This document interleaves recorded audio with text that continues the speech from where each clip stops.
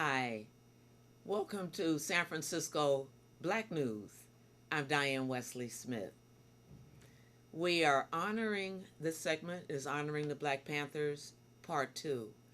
The more you learn about the Panthers, the more you will know why they should be honored at all times. And we're blessed they showed us the way.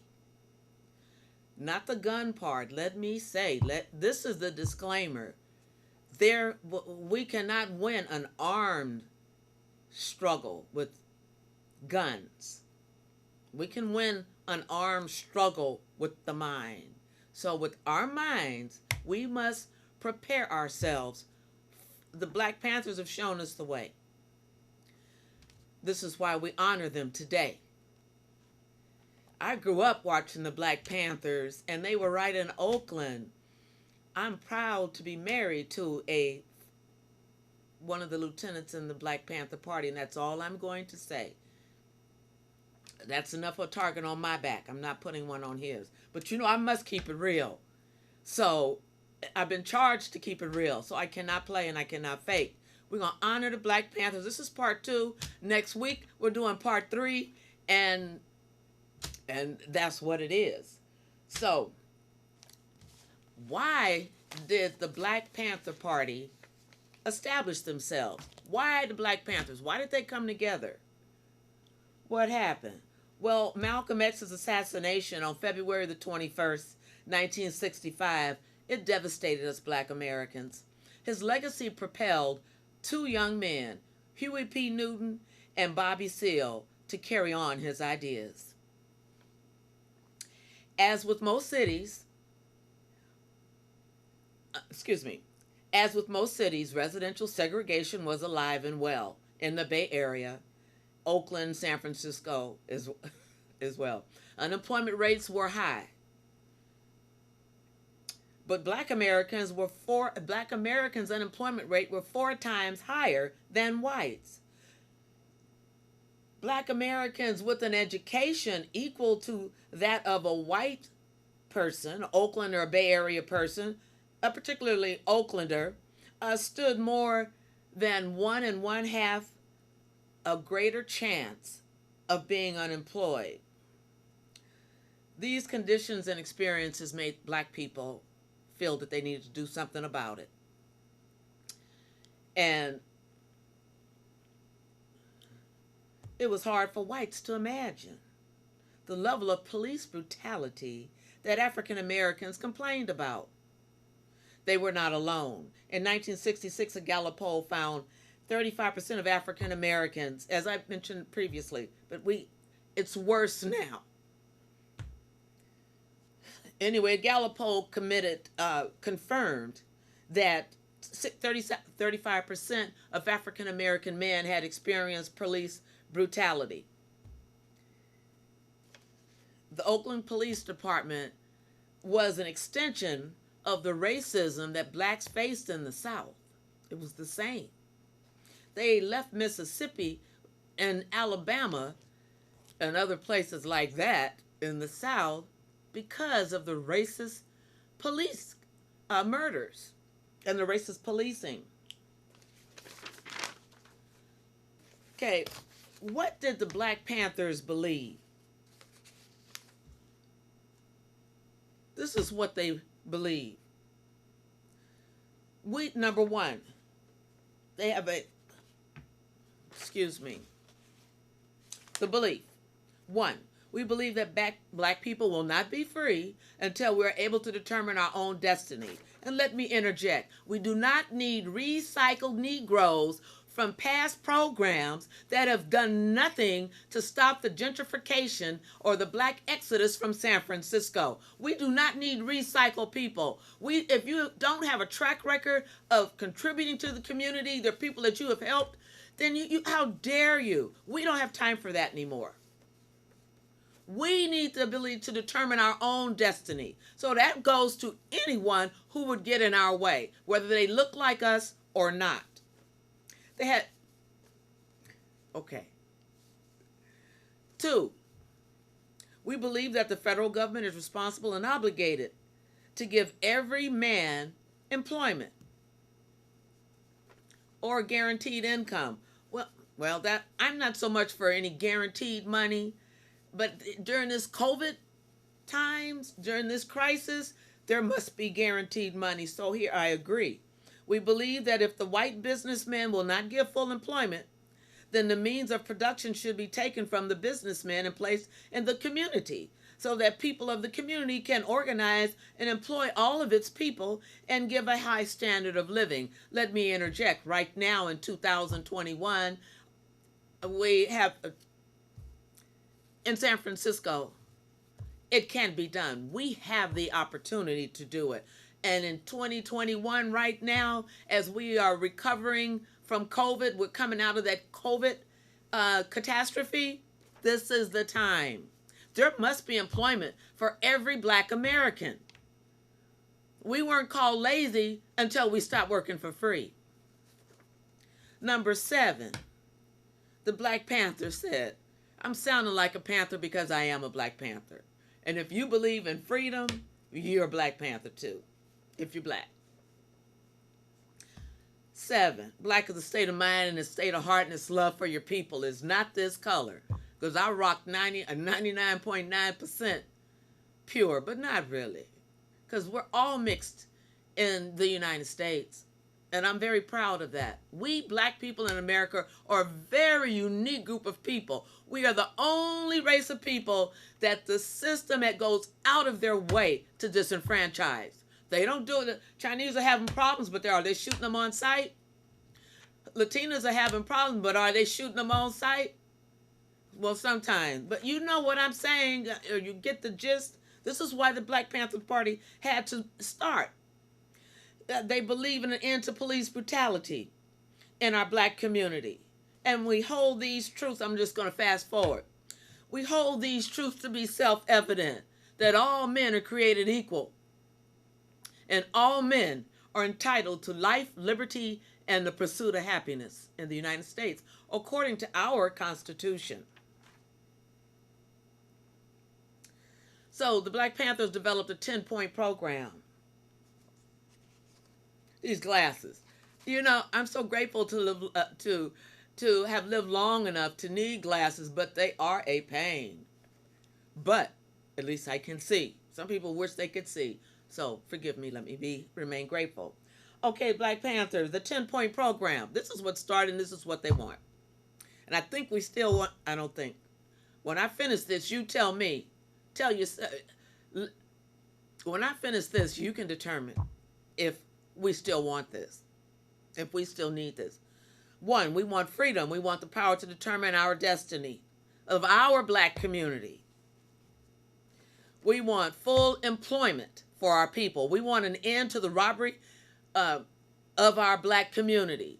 You have to be careful when we talk about robbery of the Black community. Right now, we're in addressing in the initial stages of reparations in San Francisco, and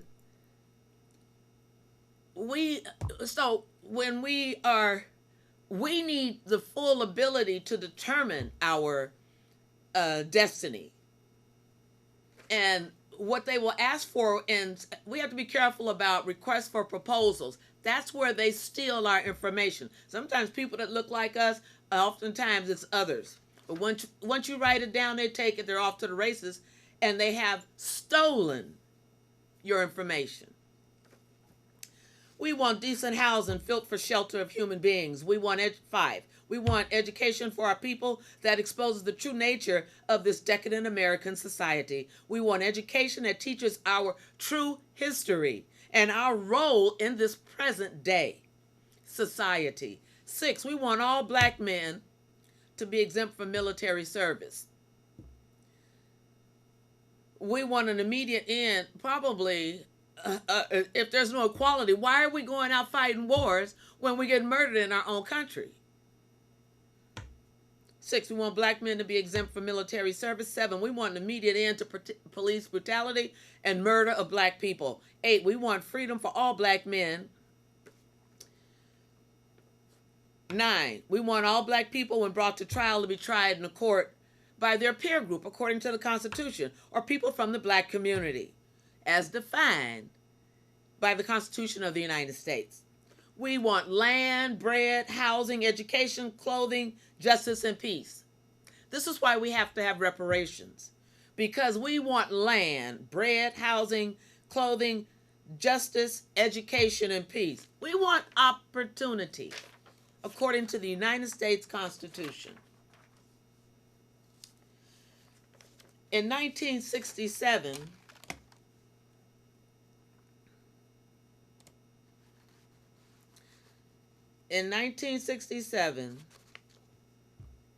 the Dowell family of North Richmond solicited the Panthers' support. Denzel Dowell, only 22 years old, had been killed by a Contra Costa County Sheriff's deputy on April 1st, 1967. Denzel's family knew that the sheriff's report explaining the murder was bogus. Deputies stated that he had been shot 3 times, but the coroner's report documented 6 bullets. Several were in his armpits, indicating that his hands were held above his head. Dowell was charged with running and scaling a wall after being caught in the act of burglary. In truth, he had a debilitating hip injury that prevented his running. The coroner also stated that the death was due to bleeding, but there was no blood at the location of his body, implying that he had been removed. The Dowells were refused the right to take photos of Denzel's body, and nor were his clothes returned to them. The Panthers investigated the shooting and questioned the residents. The sheriff refused all suggestions by the Panthers and concerned citizens.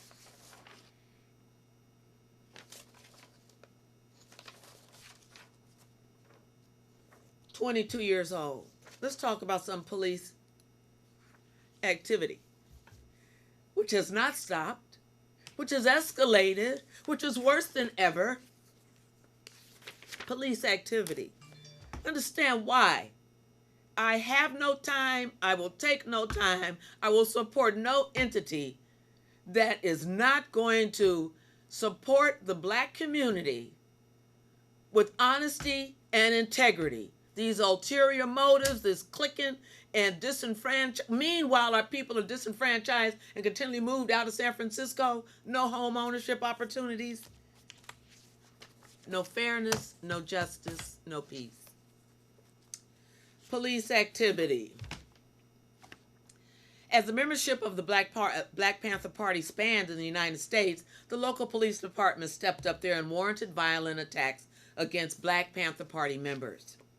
The FBI issued a memorandum outlining its goals. Please hear this. J. Edgar Hoover, who was the director of the FBI, when you get a chance, take the time and read about J. Edgar Hoover and his horrific violations of the United States Constitution in accordance to, as was inflicted upon black leaders. So, as the membership in the Black Panther Party was spanning from coast to coast, the FBI issued a memorandum outlining its goals. 1, to prevent the coalition of militant black nationalist groups.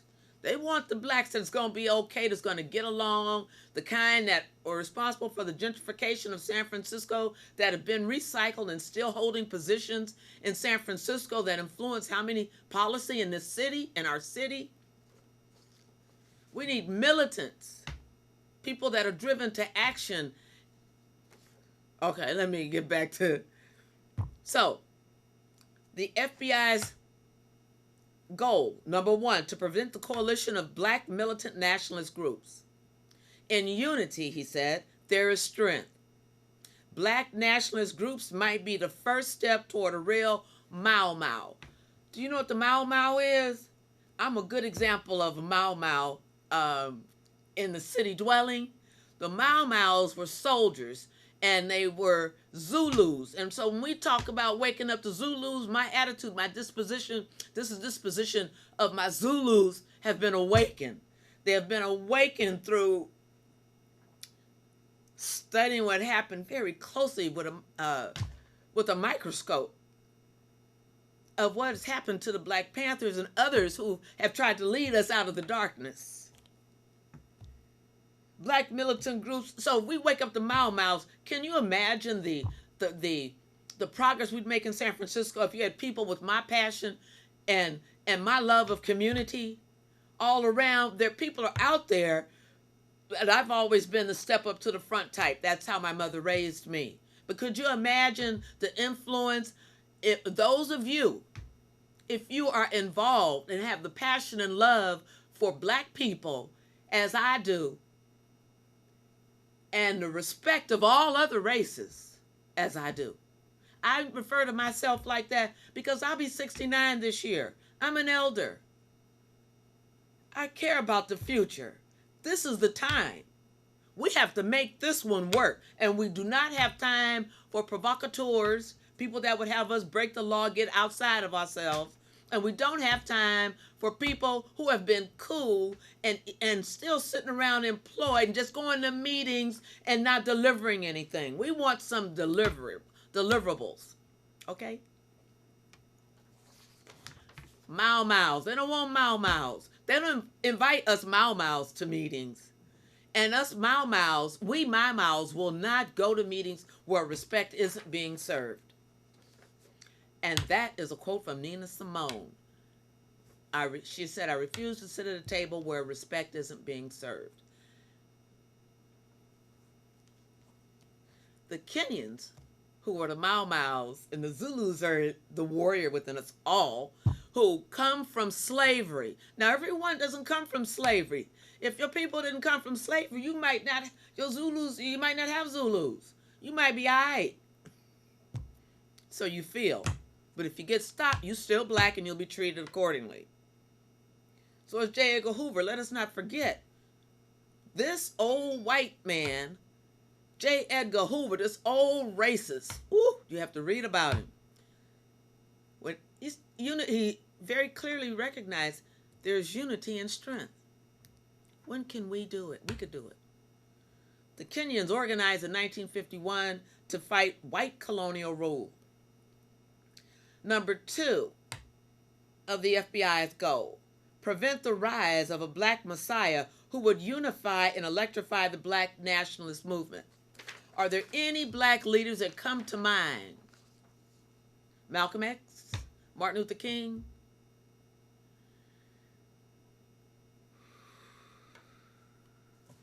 Fred Hampton? The list is long. The list is too long. So each and every one of you must become a leader. Each and every one of you must stand for what is right. During March 1968, Arthur Glenn Morris, brother of Bunchy Carter, was shot by agents of the quote unquote agents of the U.S. government. He was the first member of the Black Panther Party to be murdered by the police. That same month, Anthony Contral was murdered in Watts by a Los Angeles police officer. Mindful of FBI repression, the Panthers pressed on. Eldridge Cleaver led the way by establishing a coalition with the Peace and Freedom Party, a young white political party. See, it's going to take us all. We have to be strong within ourselves. There's also the Weather Underground. Our district attorney, Chesa Boudin, his parents were part of the Weather Underground.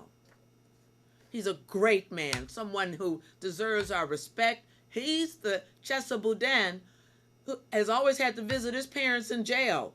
See, once you've established yourself and you are action-oriented and they're delivering, that's when they come to get you.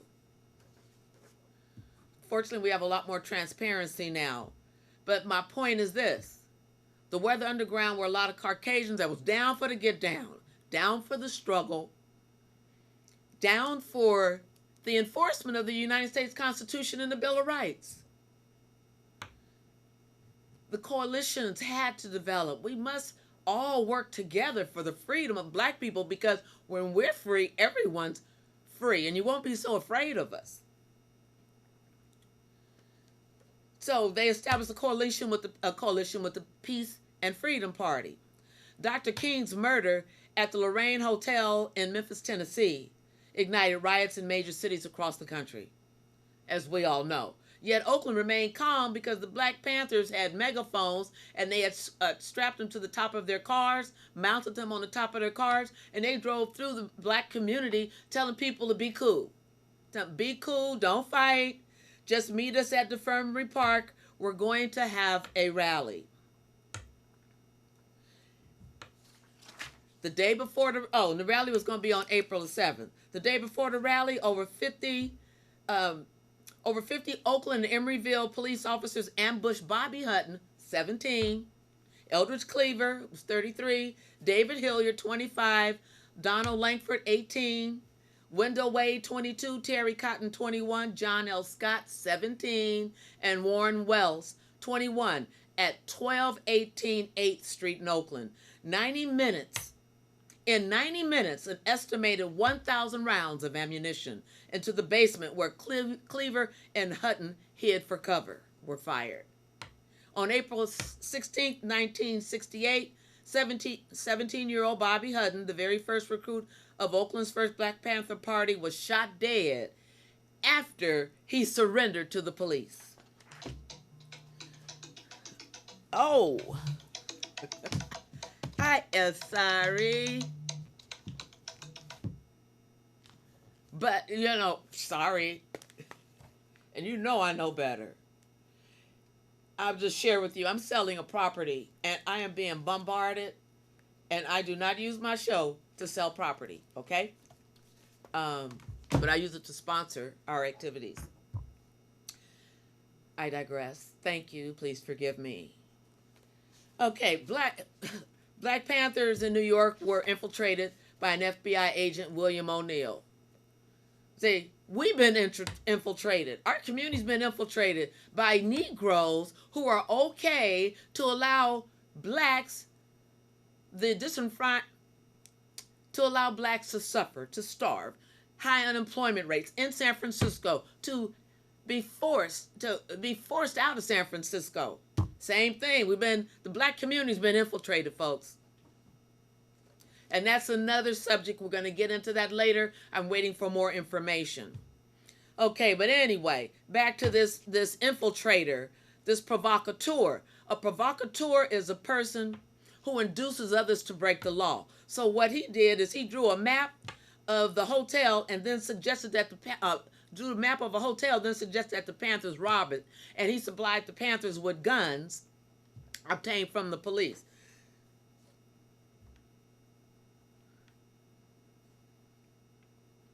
The police tried hard to make the Black Panthers criminals. Fred Hampton was a prolific organizer. This is Fred Hampton. Fred Hampton was a prolific organizer, and he organized from, he could talk to anyone.